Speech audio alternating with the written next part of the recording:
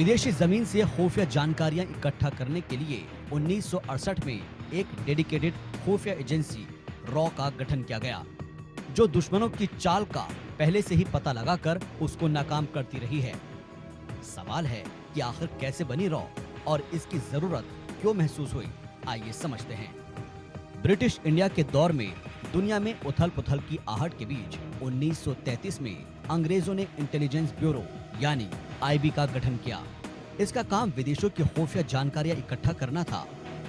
1947 में आजादी मिलने के बाद संजीव पिल्लई आईबी के पहले डायरेक्टर बने, लेकिन यहाँ एक दिक्कत हो गई। अंग्रेजों के जाने के कारण ट्रेंड प्रोफेशनल्स की कमी पड़ गई। 1949 में संजीव पिल्लई ने एक छोटा सा खुफिया ऑपरेशन भी चलाया। 1962 में चीन के साथ जंग में भारत की हार के बाद देश में एक बाहरी खुफिया एजेंसी की कमी शिद्दत से महसूस की गई, जिसके बाद एक ऐसी खुफिया एजेंसी का ताना बाना बुना जाने लगा जिसका काम बाहरी देशों की दुश्मन ताकतों पर नजर रखना था, जिसका असर सीधा भारत पर हो सकता था। तत्कालीन प्रधानमंत्री जवाहरलाल नेहरू ने एक डेडिकेटेड बाहरी खुफिया एजेंसी के गठन का आदेश दे दिया। ये एजेंसी बन पाती कि उससे पहले ही 1965 में भारत पाकिस्तान के बीच युद्ध हो गया।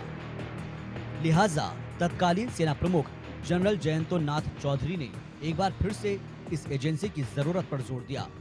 तेजी से एक्शन हुआ और 1968 में 21 सितंबर की तारीख रॉ यानी रिसर्च एंड एनालिसिस विंग के लिए ऐतिहासिक तारीख बन गई। रॉ का मतलब पाकिस्तान और चीन में चल रही साजिशों की जानकारी को इकट्ठा करना था। कहते हैं कि पूरी पाकिस्तान यानी कि बांग्लादेश में विद्रोह की जमीन तैयार हो चुकी थी। खुफिया एजेंसी रॉ के तौर पर पाकिस्तान से लेकर बांग्लादेश तक जिस तरीके से जाल बिछाया था, उसकी हर छोटी बड़ी जानकारी हिंदुस्तान के सैन्य के ठिकानों तक पहुंचनी शुरू हो गई। यहीं से शुरू होती है पाकिस्तान के दो टुकड़ों में बंटने की स्क्रिप्ट की कहानी। बाद में रॉ के टास्क में इजाफा किया गया, जैसे पड़ोसी देशों में सैन्य और राजनीतिक विकास की निगरानी करना, भारत की राष्ट्रीय सुरक्षा और अपनी विदेश नीति को लेकर भी ऑब्जर्वेशन नोट करना।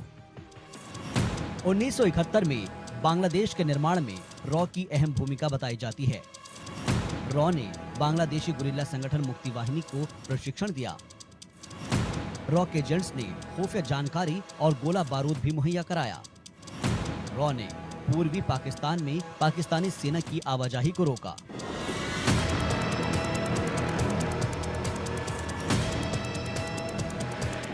हालांकि ये भी एक रवायत रही है कि कोई भी मुल्क अपनी ऐसी खुफिया एजेंसियों के सीक्रेट मिशन को लेकर बड़े दावे नहीं करता, इसीलिए ऐसे ऑपरेशंस के कई किस्से मिस्ट्री बनकर रह जाते हैं। बांग्लादेश बनने की कहानी जब भी कहीं सुनी जाती है, तब एक नाम का जिक्र जरूर होता है। वो नाम है रामेश्वर नाथ काओ का, जिन्हें भारत का स्पाई मास्टर भी कहा जाता है। आरएन काओ 1968 से 1977 तक रॉ के चीफ रहे। इस दौरान रॉ ने कई कामयाब ऑपरेशंस को अंजाम दिया।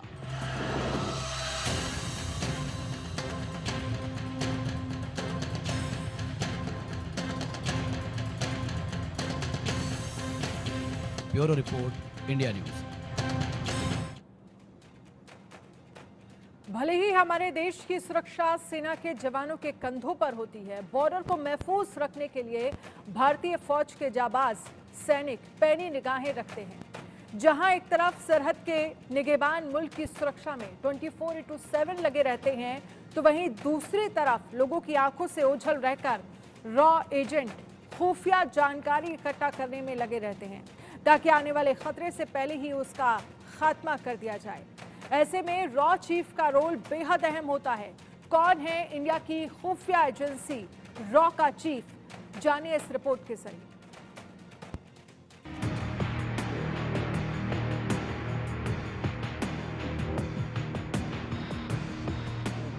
क्या आपको मालूम है रॉ का मौजूदा चीफ कौन है?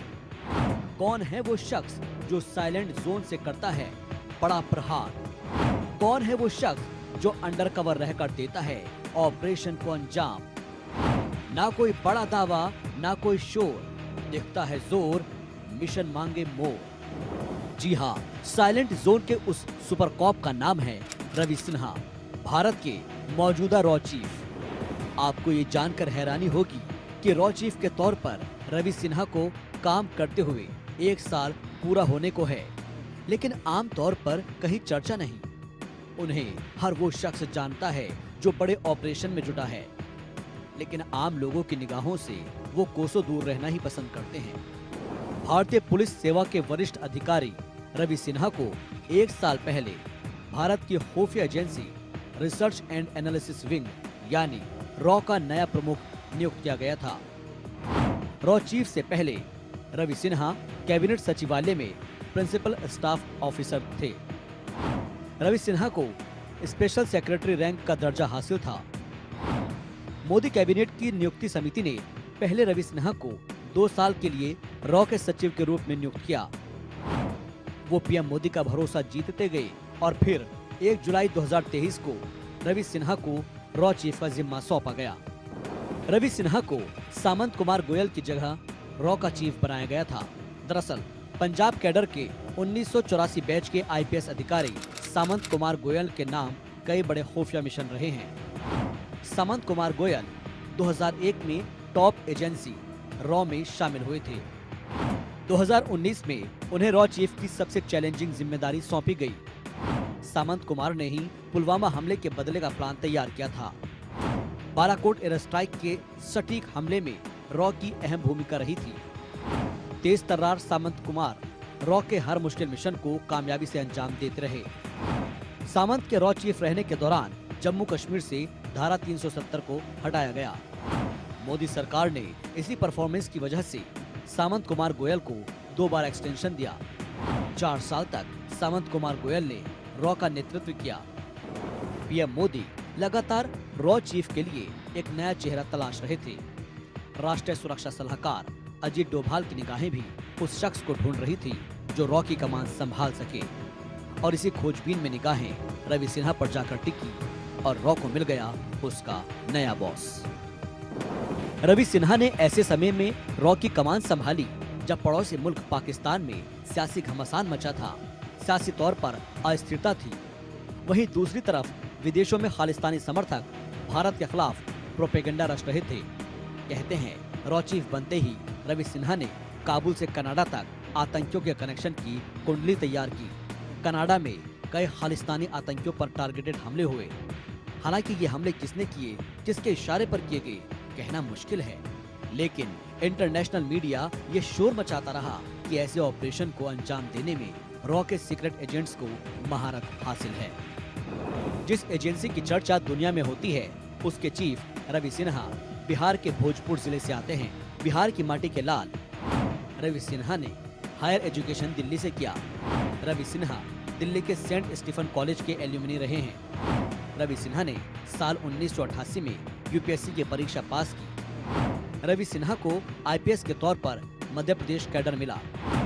साल 2000 में तत्कालीन जब अटल बिहारी वाजपेयी की सरकार ने छत्तीसगढ़ को अलग राज्य बनाया, उस दौरान रवि सिन्हा तकनीकी तौर पर छत्तीसगढ़ कैडर में चले गए। रॉ चीफ रवि सिन्हा को इस फील्ड में काम करने की महारत हासिल है। रवि सिन्हा ने जम्मू कश्मीर में कई खुफिया मिशन को अंजाम दिया है। इसके अलावा भारत के पड़ोसी मुल्कों के कई सीक्रेट मिशन भी इनके खाते में दर्ज हैं।